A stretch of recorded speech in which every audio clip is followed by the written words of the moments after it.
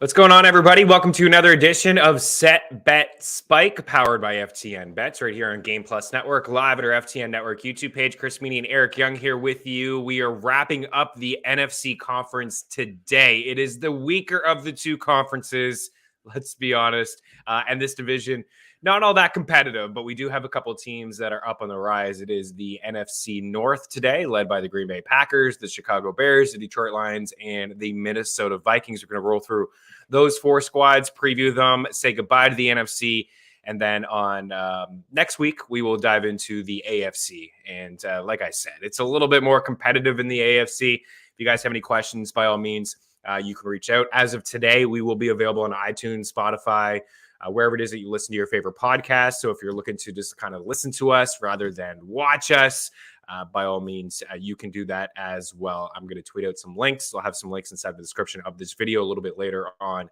today as well. EY, what is up, dude? How's it going, man? We're inching closer and closer to football. This is a weird time of year for me and you, as there's no hockey. I mean, the World Juniors just started, so kind of been recording those and getting my late night fill with that. But man, I'm really pumped for this football season. I think something that I learned last season is you can look at everything. You can look at every number from last season. You can do all this, all the preparation you want. The reality is no one has any idea what's going to happen.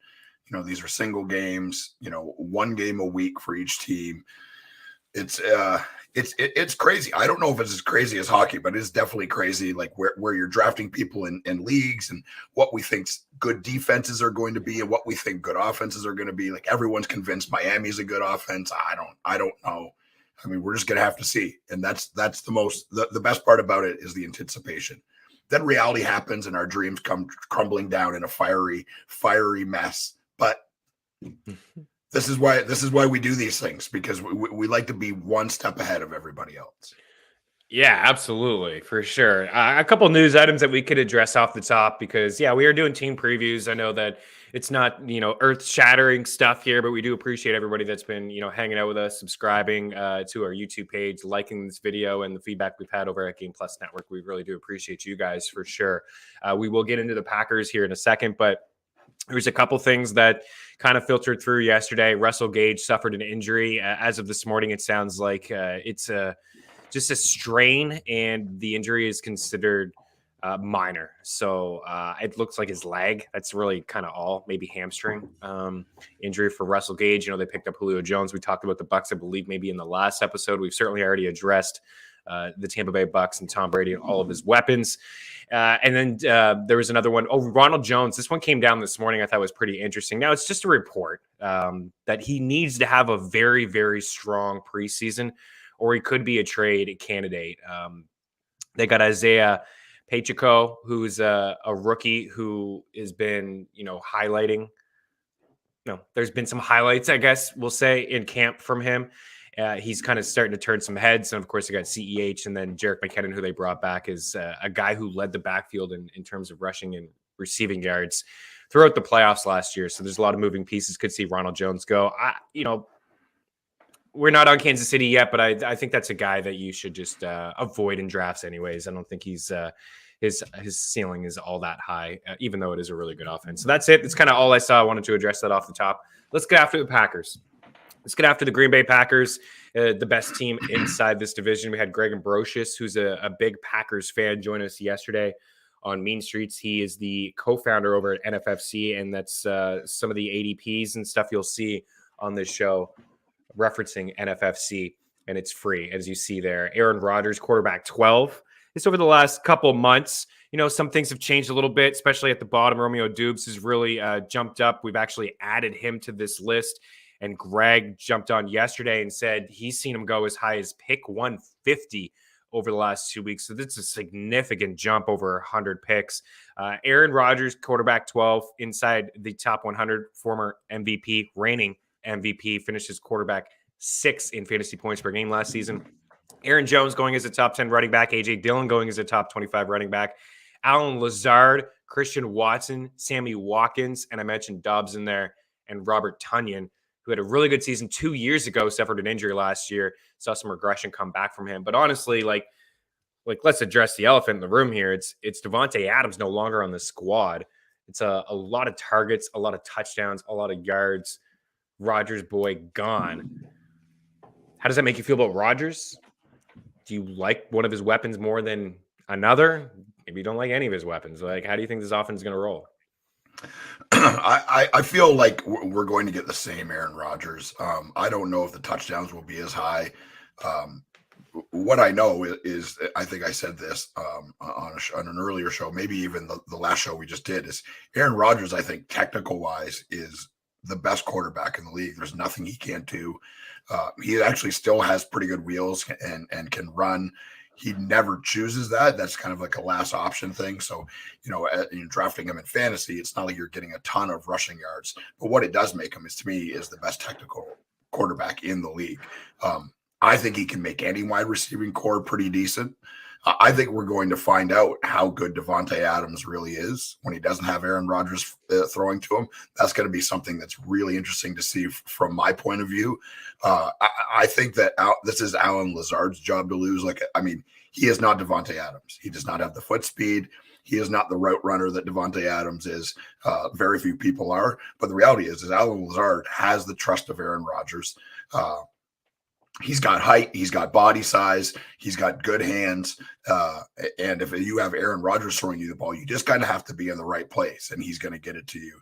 That would be the guy that I would take first out of any of these receivers. There's still that,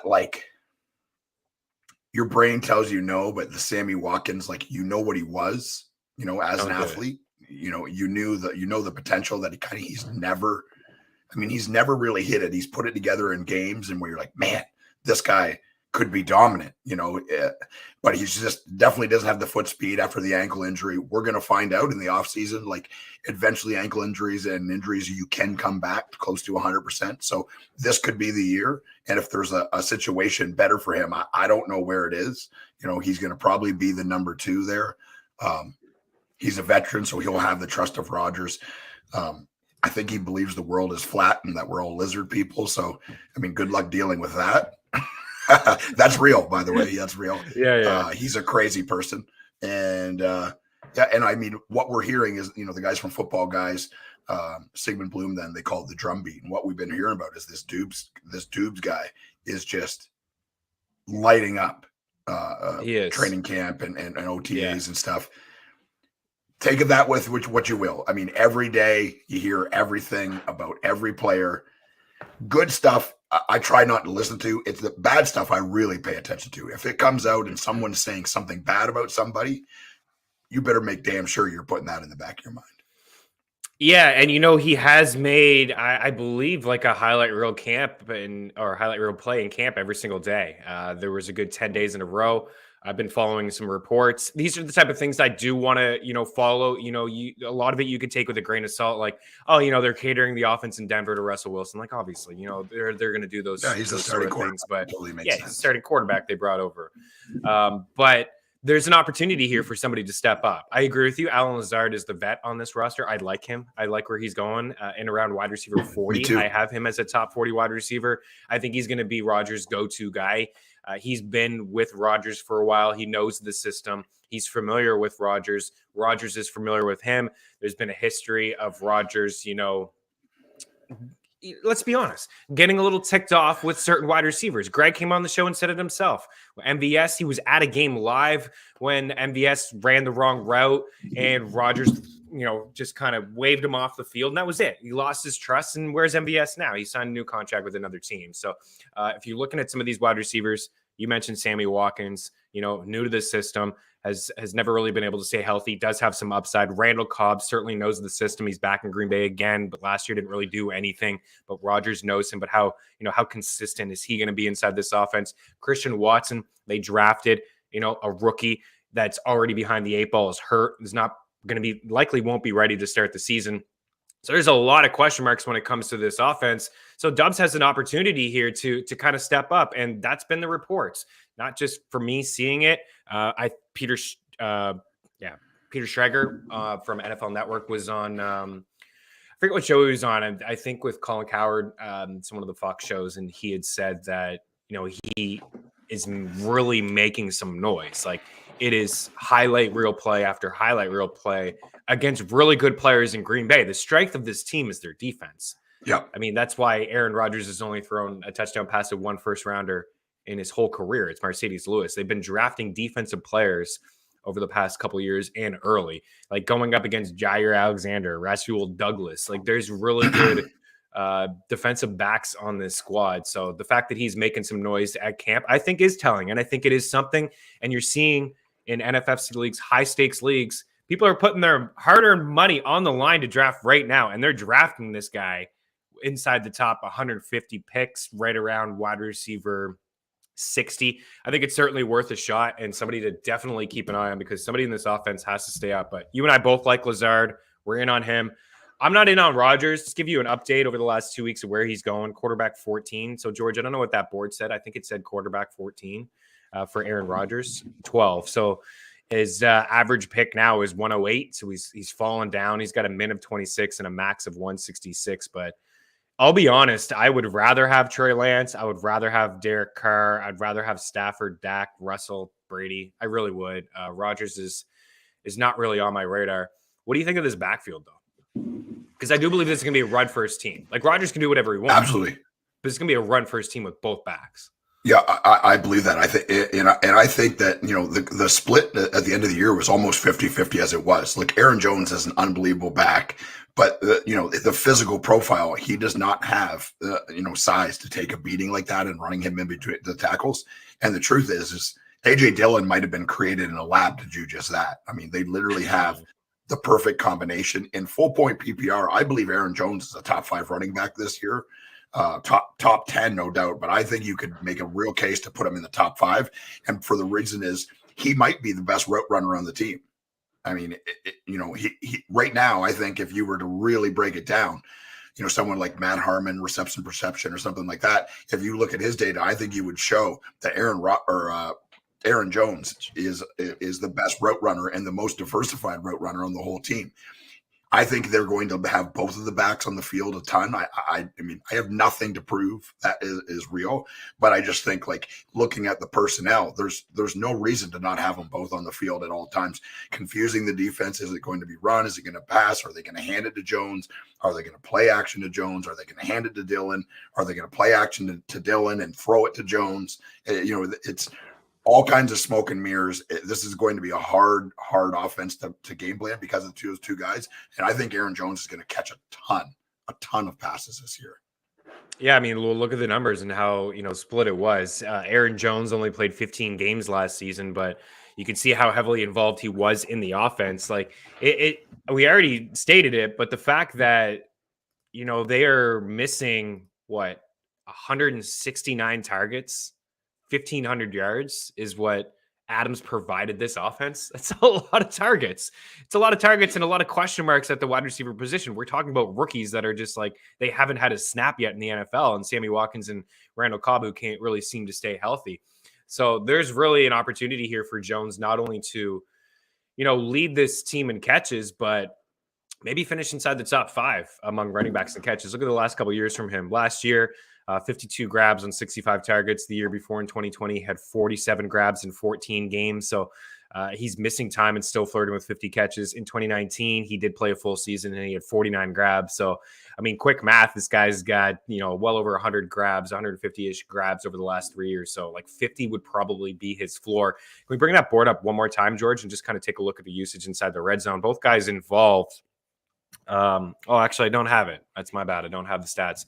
But both guys were involved and their touches were very, very similar. I can look at it on the fly here in a second, but you can see they're both pass catching, right? You got 34 grabs from Dillon, so he's not just a guy that's running between the tackles, but I think we could see Dillon break out to the point where he gets to 1,000 yards. Maybe he has 40 catches, and both of these guys are combining for anywhere, 20 to 25, 30 touches. I think it's very possible. This defense is elite, man. You go look at the years in the past, like, this is a playoff squad. There's no question inside this division. Yep. I guess we'll wrap up on this. Well, for that, I agree with you. Jones, I like top 10 back for me. I think he's a great target if you start with like a Jefferson and a Cooper Kupp in the first round, and then by the time Really he comes good. back, like him and Fournette are kind of staring there at you as both pass catchers, 50+ catches. And if you miss Jones, I think, and if you start wide receiver or something, AJ Dillon is a really nice target as well. Yeah. Could be the goal line back. I think it'll be split here and there. Greg said he does believe that Aaron Jones will get the benefit of the doubt because he does. Aaron have a Jones nose for has the been end zone. unbelievable on the goal line, right? For a guy that's not that. I For mean, he years. runs with crazy power. Just Google right now height and weight of Aaron Jones, and it will blow your mind. This guy runs tough, man. He is a tough football player. I love watching him play. Yeah, he is. So it's not a lock that it's going to be AJ. As we said, Jones has a nose for the end zone. Look at the year. I mean, only 4 rushing touchdowns last year, but 10 total. 9 rushing in 2020, 16 in 2019, 8 in 2018. So it's not a lock that AJ will be. I think it'll be kind of a bit of a split backfield between both guys getting usage inside the red zone. Maybe Aaron more red zone targets than AJ, but here it is here. I'm just looking it up. We got all kinds of tools over at FTNfantasy.com. Part of our package, you got 40+ tools and along with the rankings and projections and things throughout the entire season. So red zone carries, actually more for AJ, 41 to 33. Goal line carries were 11 in favor of AJ to 8 for Aaron Jones. They each had 4 goal line touchdowns, but where Jones had him was double the red zone targets, 16 red zone targets, more than double, and just 5 for AJ, and 2 end zone targets for AJ, and 2 end zone targets for Aaron Jones, and just nothing for AJ. So maybe a couple more red zone rushing attempts for AJ, but Aaron's not going anywhere, and he's certainly going to be involved in the passing game inside the red zone as well. As we wrap up with the Packers, I mean, what are you going to say? Playoff team? Sure. But let's bring up their overall odds again, George. 12-1 to win the Super Bowl. The NFC is completely wide open after the Rams, Bucks, and Packers. How would you rank the Rams, Bucks, and Packers? Like, where do the Packers fit in for you? I mean, for me, I think I would have ranked it that way: Rams, Bucks, Packers. But look at the Buccaneers at this juncture. It seems every day we're hearing an injury, and they've lost both their starting and their backup center. Like, brutal, dude. I mean, I cannot stress enough how important that is for everything that they do. Tom Brady is a statue. And if he doesn't have a line that can protect him, and if they're getting pressure up the middle, they're in big time trouble, man. Big time trouble. I'm not saying that they're not going to be able to find another guy, and there's not another guy in that team that will figure it out. But dude, it's massive. Now Russell Gage is hurt. Like, LeGarrette Blount is overweight. I mean, he's been overweight every single season. Everyone's treating this like it's like some brand new thing. It's not. He does this every year. He'll be fine. But yeah, I don't know. Packers are a playoff squad, but do you like easily win the Super Bowl? It wouldn't surprise me at all. Aaron Rodgers he's such a talented quarterback that they have 2 unbelievable guys at the running back position, and a guy that's we didn't even talk about him once, but I think if you're going to wait on this position, you could take him in the last round. Robert Tonyan. Yeah. I mean, I know that he didn't do much last year, but he was banged up all year. I think a healthy Robert Tonyan, there's an obvious connection between him and Aaron Rodgers. And a lot of times on a Green Bay team with Aaron Rodgers as a quarterback, that's all I have to know. I mean, literally, that's all I have to know. Aaron Rodgers trusts him, and Aaron Rodgers has a connection with them. Aaron Rodgers is the coach and the coordinator on that team. Do not kid yourself. He's going to do whatever he wants. If he wants to throw the ball to Robert Tonyan, he's going to. Yeah. I disagree, Daily Handle. I think the Packers defense is good. I think their defense is pretty good, yeah. I think their defense is good. I really like their corners. I do agree with that scenario. I mean, to say you can't see the Packers getting to the Super Bowl is one thing, because they're definitely going to make the playoffs. Like, they're a double-digit win team. They're just going to do it. The division is still weak. The division isn't improving, but the conference is totally weak. So they're going to get into the playoffs, and they've gotten to the playoffs pretty consistently. I think over the last few years, I have it written down here, and we'll get out of Green Bay, and we'll stop this for a second. But playoffs 2021, 22, 20, 19, 16. So there's a lull there in 17, 18. They didn't make it. 15, 14, 13, 12, 11, 10, 9. Like, these guys just make the playoffs. That's what they do. And I know that Adams is on that squad, and it's a significant drop off at the wide receiver position. But this is a team that will win 12 or 13 games. But I do agree overall that I don't like them as a Super Bowl, team. Like, they can get there, but ultimately I wouldn't give them the benefit of the doubt against the Bucs or against the Rams. I just wouldn't. Last year at Lambeau, bad weather. That's what happens at Lambeau. They couldn't beat Jimmy Garoppolo in the 49ers. And, Jimmy couldn't even really move the ball. So that's just my one issue with them. But good call on Tanyan. 2 years ago, he finished as a top 5 tight end. He had 11 touchdowns. So, like, there was going to be some regression anyways, but he wasn't really healthy, and he looks healthy to start this season, and he certainly will be a red zone target. I have him as a top 20 tight end. It's a great call for Robert Tonyan as we wrap up from the Green Bay Packers. Let us know your thoughts, guys. Can Green Bay get over the hump? Can they, would you take these guys? Like, how would you rank them in the NFC? Are they number 3? Are they ahead of the Bucs? Are they ahead of the Rams? It's crazy to me that they just haven't really addressed the wide receiver position, man. Like, it is crazy. They need an alpha. But I mean, who knows better than them? Like, I'm not there. I'm not at practice. I'm not in the wide receiver room. I'm not, I don't have anything to do with any of these teams. Nobody knows better than them. And maybe they just believe with, is it Quez Watkins? It's this Dubes guy, who is coming out of nowhere. Yeah. Sammy Watkins could be decently healthy and a decent number 2. Yeah. I mean, look, he was drafted in the first round. At some point, Sammy Watkins was considered to be the next up and coming star wide receiver in this league. Laugh if you want, but I mean, if you've been watching football long enough, I can remember wanting this guy on every team I had because of his physical tools. He'll ball out week 1 DFS. He'll do it. He always seems to. Okay, yeah. Packers, we're done with them. Let's you said, speaking of believe, let's go to Detroit, George. Let's go to Detroit. I don't know if anybody's watching Hard Knocks, but it is must watch. It is must watch. It's been must watch every year. I mean, I don't think they're as good as the original ones, but it's so good. Dan Campbell is the man. Like, this guy is just. I'd kill a man. I would go to war. Oh man! If he asked me to, how could you not? I would be scared that he would get mad at me and kill me, so I would have to kill somebody else for him.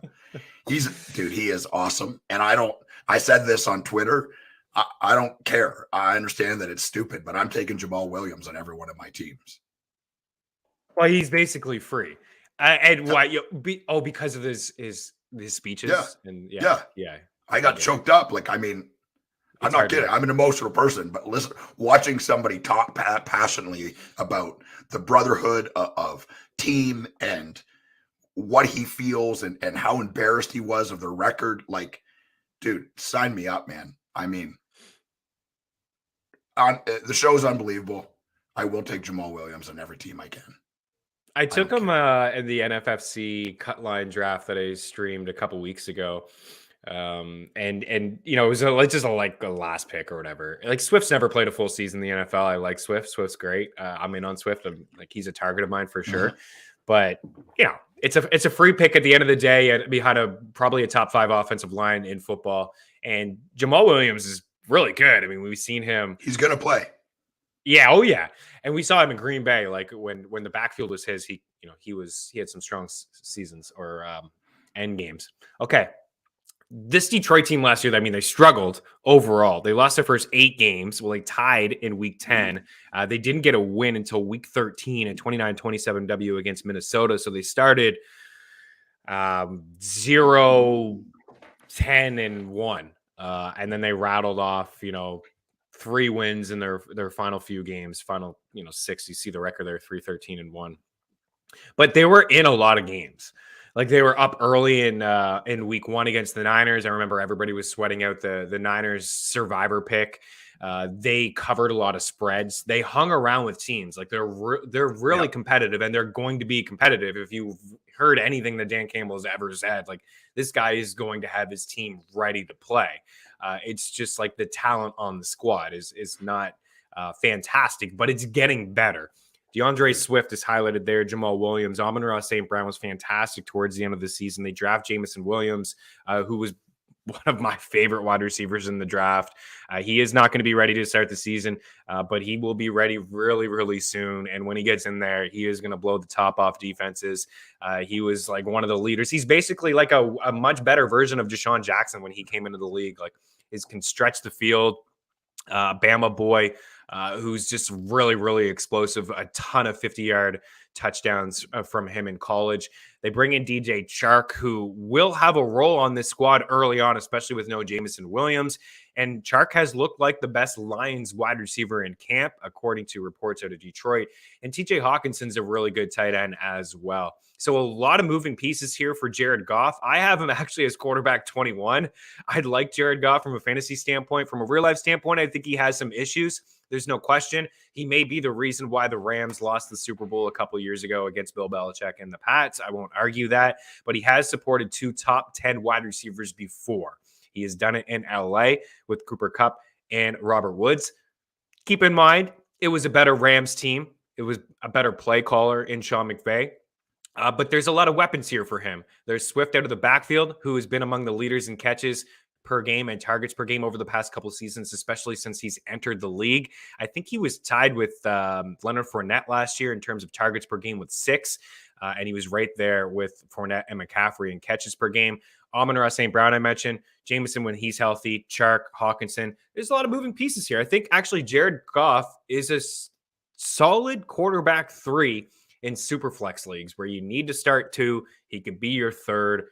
Team's got a lot of holes defensively. They will be chucking the ball and throwing the ball. And as I mentioned, the key for me is that offensive line really is. We have him ranked as a top 5 offensive line over at FTN. So you're looking at that board. Of course, you want Jamal. He's cheap.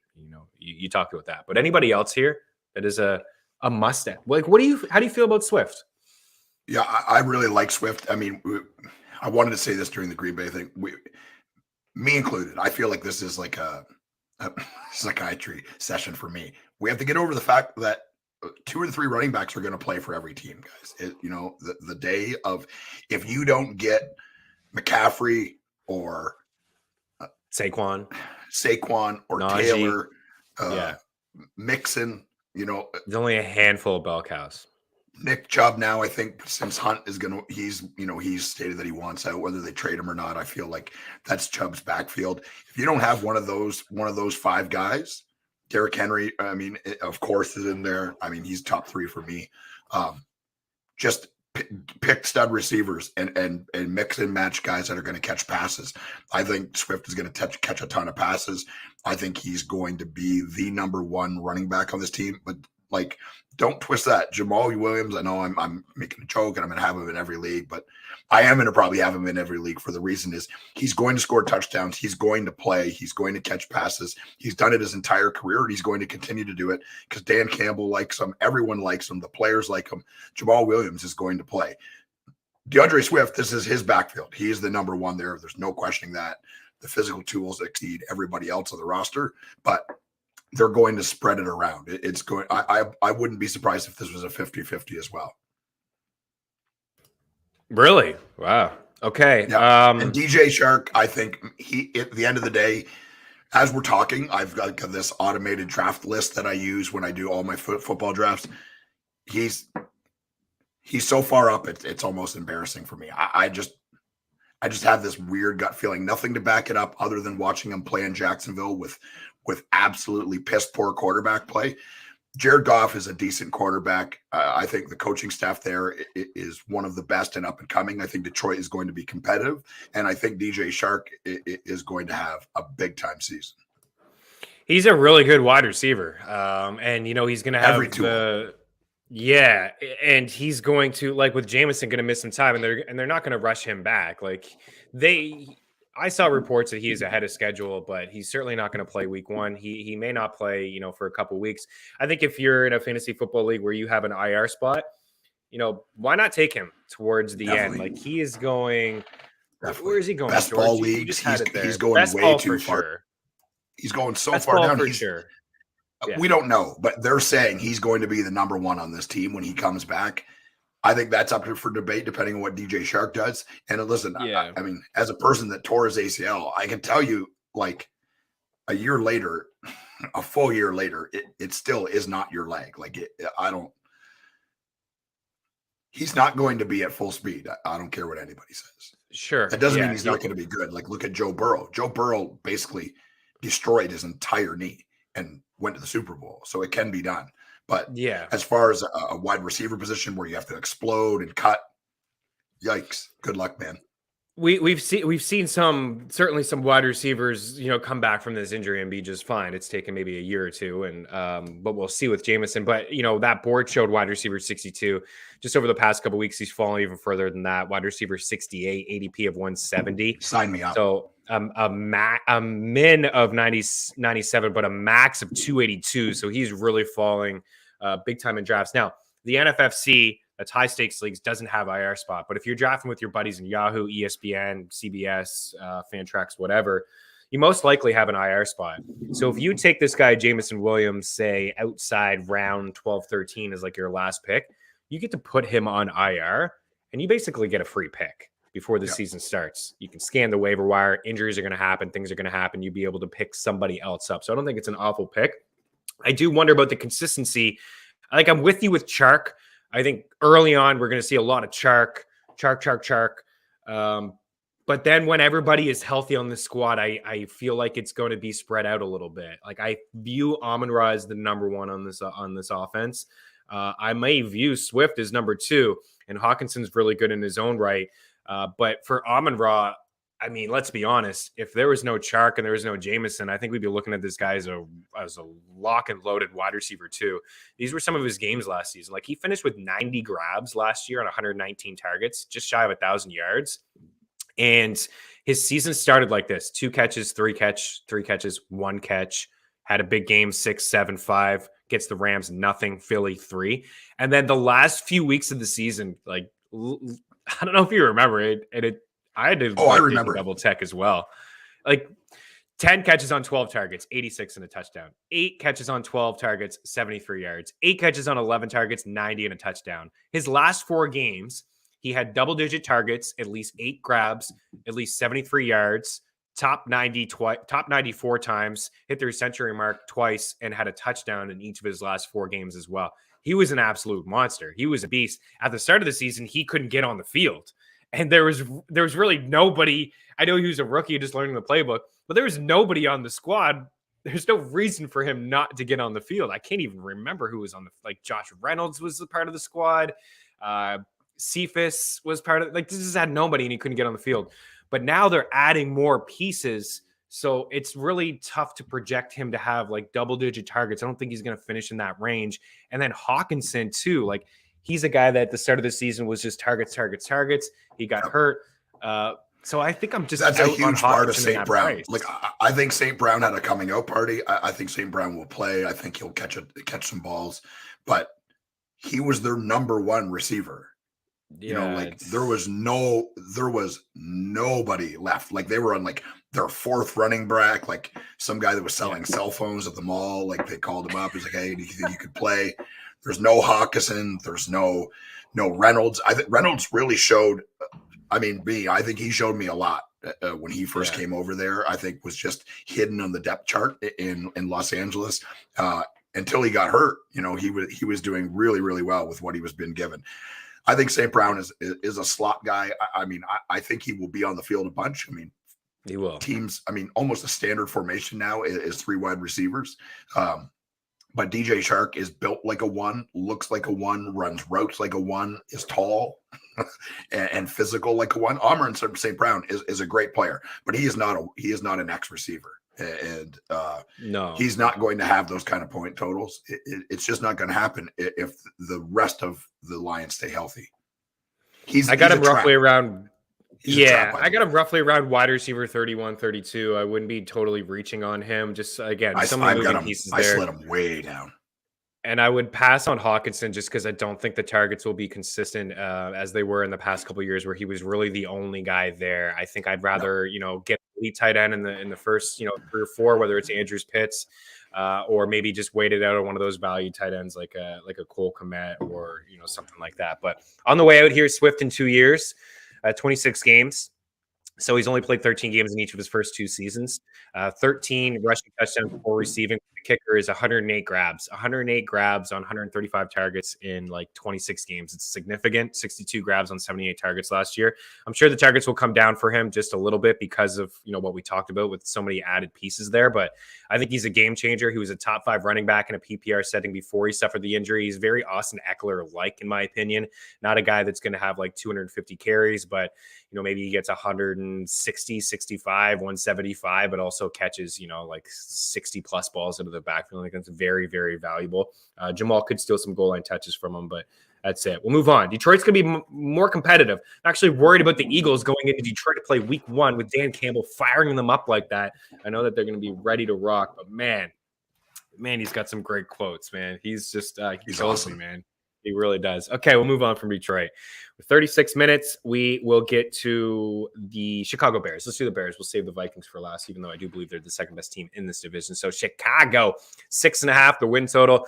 Long shots to win the division at 13-1. Longer shots to win the conference, of course, at 66-1. And Super Bowl 151. Nobody's thinking about that. The Bears at 6-11. And didn't do a whole lot, really, to help Justin Fields out, but it's a new regime, new GM, new coaching staff. It's going to be a run-first offense. There's no question. They're going to have a lot of outside zone runs here. They're going to run the rock with David Montgomery. They're going to run the rock with Khalil Herbert. They're going to run the rock with Justin Fields. Justin Fields averaged 56 rushing yards per game over the final 7 weeks of the season. So that is what he brings to the table.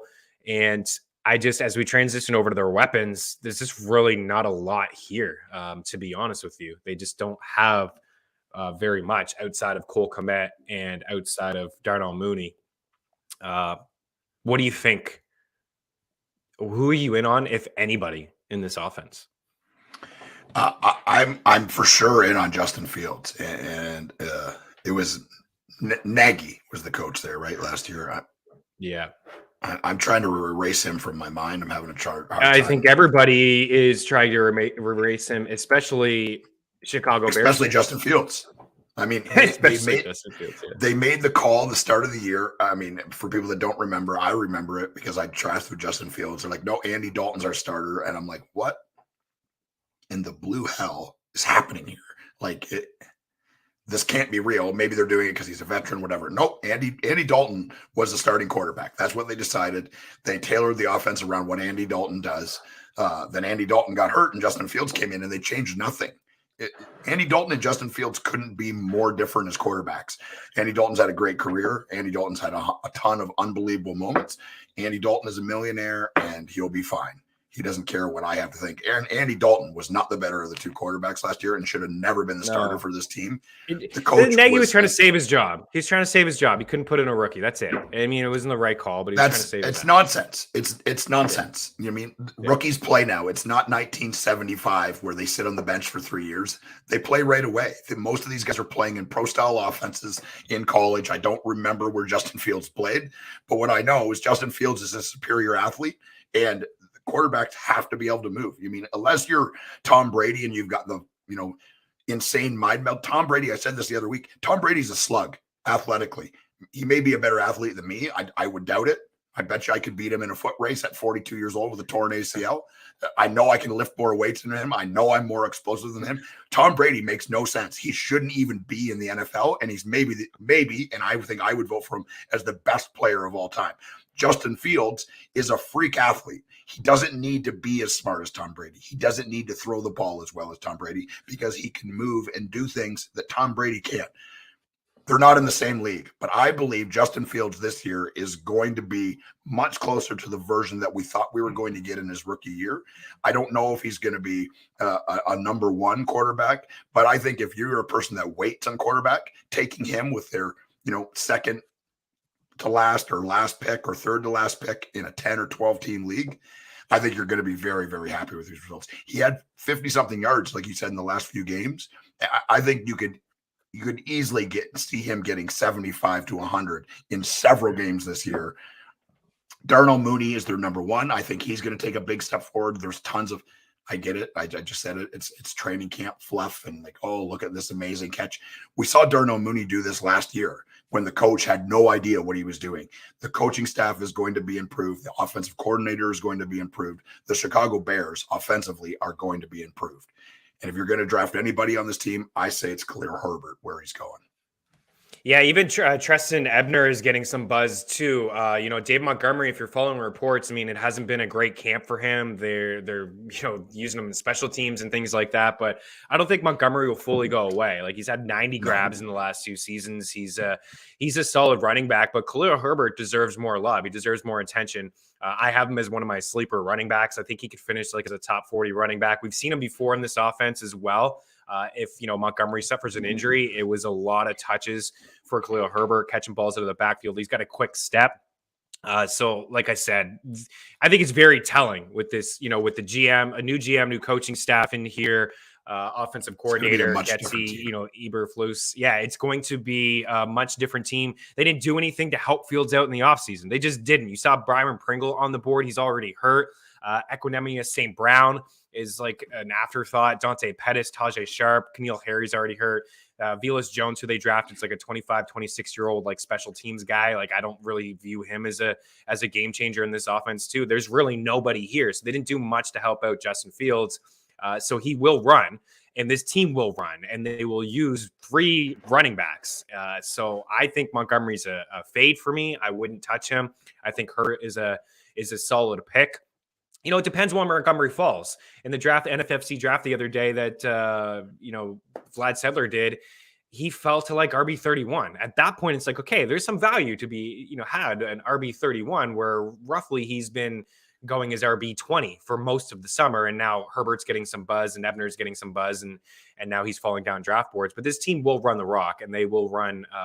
They're going to have to throw at some point because the defense has got some holes. But ultimately, this will be a run-first team, and they'll play to Justin Fields' strengths. Like you said, Matt Nagy, his first start, there was no design motion. Like, he didn't play to his strengths at all. Like, can you imagine not having any design motion or, a rushing attempt for Justin Fields? Like, it's wild. Yeah, 51.5 rushing yards per game over his last 7 games. I have him as a strong target in round 11. I think with his rushing upside as well. I got him as quarterback 16. I think he's a strong number 2 in Superflex leagues. I think he could be a low-end quarterback 1. It's very, very possible, but the lack of weapons make me I have a little bit of a pause, right, to kind of feel like he could be a QB1, like he said, top 12 quarterback in single, quarterback leagues just because of his weapons. I'm in on Meaney. He can finish top 10 in targets. I think he's a beast. I really do. There's no reason to think that he won't have 150-ish targets. And I love Cole Kmet. I know a lot of people do, but I love him. I was wrong on him last year. He was one of 2 players with 60 grabs that didn't have a touchdown. The other one was Laviska Shenault. There's no Jimmy Graham. There's no other weapons. We just talked about it. There's nothing else here in this offense. He was top 12 among tight ends in targets, catches, and yards. He just didn't have the touchdown guys. He's a really good player. He's explosive. He's got great hands. This is year 3 now for him as a tight end in the NFL. Takes some time sometimes, especially for tight ends. He's going to have a real opportunity. I think he's in for like 100+ targets as well. And you can't get many tight ends outside the top 10 that are going to be big parts of their offense, like 100+ targets. I'd rather him than Hawkinson and Dallas Goedert. Okay, we'll wrap up from Chicago. It's probably going to be a long year, but we do like their skilled players. The Minnesota Vikings, we only got a couple minutes here to touch on them, but 8.5 is the win total. NFC North, 3-1, conference 21, Super Bowl long shots at 50-1, 8-9. This is another team that's got a new coaching staff as well. Kevin O'Connell comes over as the offensive coordinator for the Rams. The Rams ran more 3 wide receiver sets than anybody in the NFL last season. So this offense in Minnesota will be different. They were run first over the past couple of years with Zimmer, defensive minded. This will benefit Adam Thielen, who's been a touchdown machine over the past couple of years. It will benefit KJ Osborne, who kind of broke out last year, and I expect him to have an even better season this year. Justin Jefferson's a stud. I don't know what we can say. I hear people saying that, they'd rather Jefferson than Cooper Kupp because Jefferson's going to have the Cooper Kupp role, but Cooper Kupp has the Cooper Kupp role currently. So I wouldn't overthink that too much, but Jefferson's amazing. He really is. Even if we drop down a little bit from Cooper Kupp, maybe he doesn't get 190 targets, maybe he doesn't lead the NFL in receiving yards and touchdowns. I still think he's the safer of the 2 picks, but I'm not going to fight you on Cooper Kupp. This Vikings team, they're probably going to flirt with the playoffs. The division's very weak. the defense is weak, in my opinion. They've drafted a lot of corners and a lot of backs over the past couple of years to try to figure it out defensively. I don't know what there is to say. Who's your favorite target besides Justin Jefferson on this squad? I mean, my favorite target, because of where he's going, is Adam Thielen. It wasn't that long ago so much people were drafting Adam Thielen in the first round. I get that he's older and, you know, he's been banged up the last couple of years. But with Justin Jefferson, look at Justin Jefferson broke records held by Randy Moss. I mean, he's a current record holder in the NFL. He's only going to get better. Teams are going to be forced to double team and blanket cover Justin Jefferson.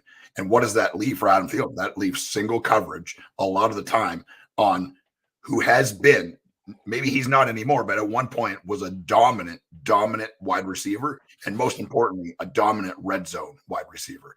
Kirk Cousins knows him. Kirk Cousins trusts him.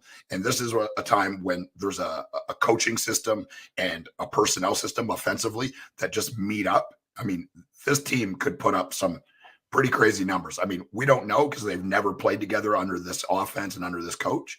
But if they're putting up decent numbers with Zimmer, who wants to run the ball and play defense and win close games, a guy coming over from the Rams that, you know, I mean, like you said, like we're lined up with 3 wide receivers more than anyone. KJ Osborne, massive boost. But I think the most value on this team undoubtedly is Adam Thielen. Justin Jefferson should be and will be picked before Adam Thielen. But where Adam Thielen's going, sign me up all day long, man. I mean, he's still caught a ton of I know the last 2 years.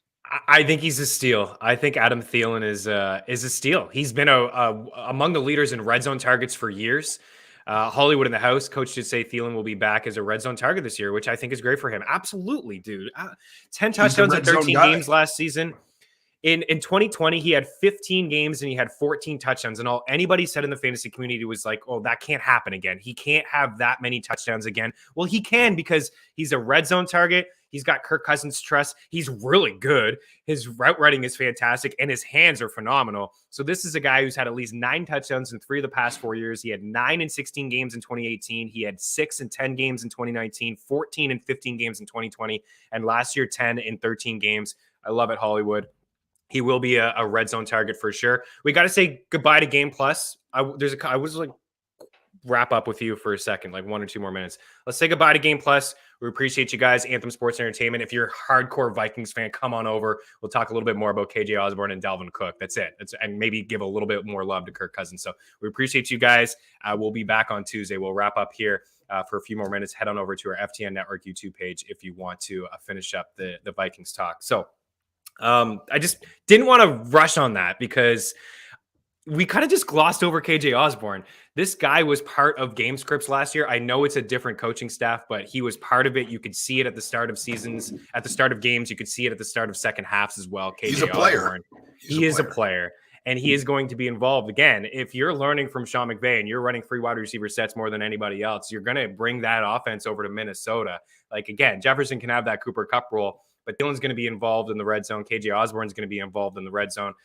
And Kirk Cousins, what I wanted to say, has been like a top 15 quarterback in each of the past couple seasons and never gets drafted that way.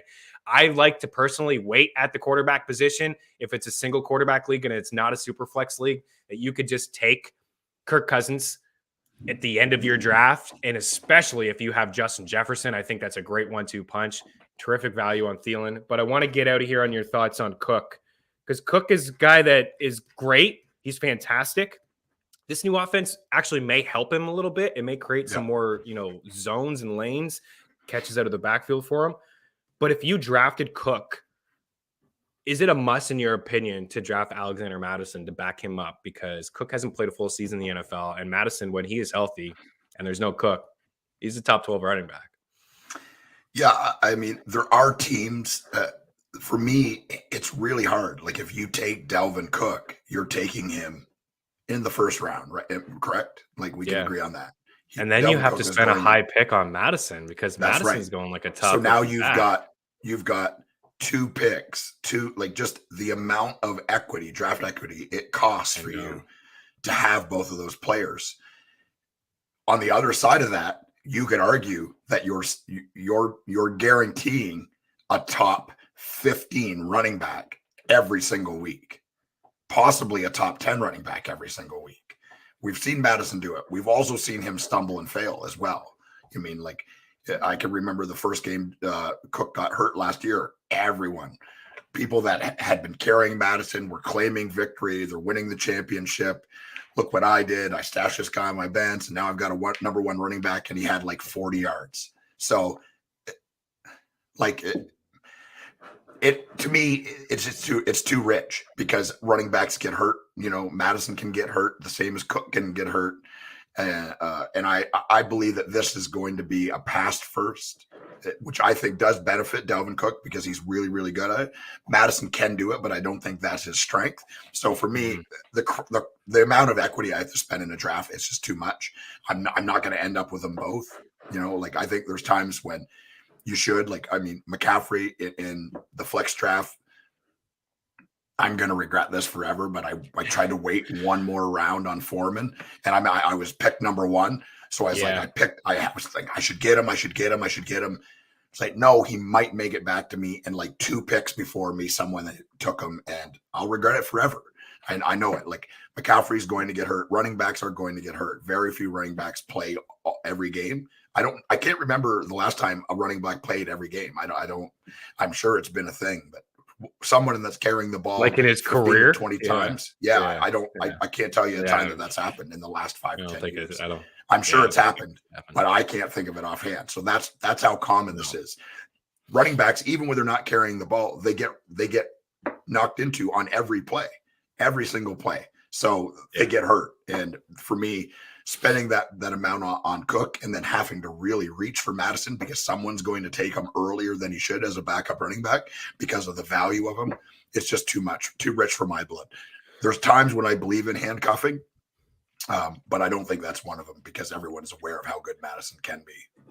Yeah, I'm glad we just hung on and had that convo because for people that are new to playing fantasy football, they feel like they have to handcuff. And I'm with you.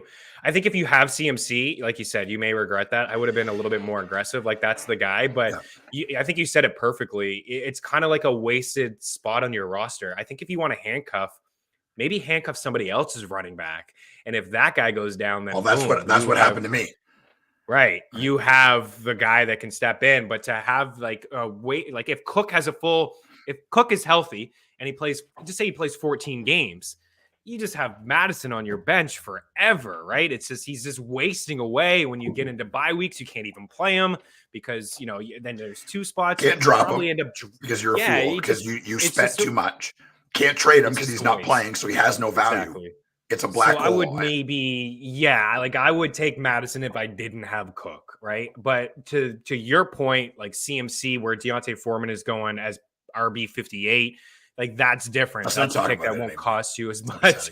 But Madison going as RB 42, even Rachaad White is going as RB 40. Like, that's a rich handcuff for Leonard Fournette. A couple months ago, before Fournette checked in overweight, he was roughly RB 55, 56, and it didn't cost you anything. But I would much rather handcuff somebody else's running back, unless it is maybe a Derrick Henry. You could do towards the end. Taylor. I don't think Hines is the type of guy, but CMC I would handcuff. Yeah, I think about Spiller if I had Eckler, and that's pretty much it. We talked about Jamal Williams with Swift. That's a free one as well. Maybe Samaje Perine in a deeper league with Joe Mixon. That's really it.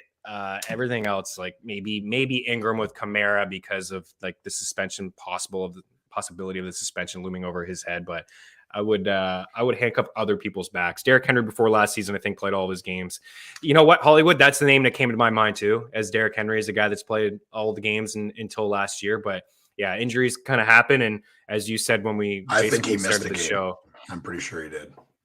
Basically, what you said when we started the show was just most teams have duels, but I think Minnesota, we've never seen a split. I know it's a new coaching staff. We've never even seen like 70-30. When Cook is healthy and he's on the field, he's like 90%. Okay. We'll get out here on that. Appreciate you, Hollywood. Daily Handle hanging out with us. George as well. Game Plus Network, FTN Network. Smash the like button, subscribe. We really would appreciate that. The show available on iTunes, Spotify, wherever it is that you listen to your favorite podcast. We'll be back on Tuesday, and we will start to preview the AFC. Just a couple more weeks, guys, and we'll be talking NFL. We'll have some picks and some bets and things like that. Thanks for taking the time to hang out. For myself, Chris Meaney, Eric Young, George running the show. We will talk to you on Tuesday. Cheers.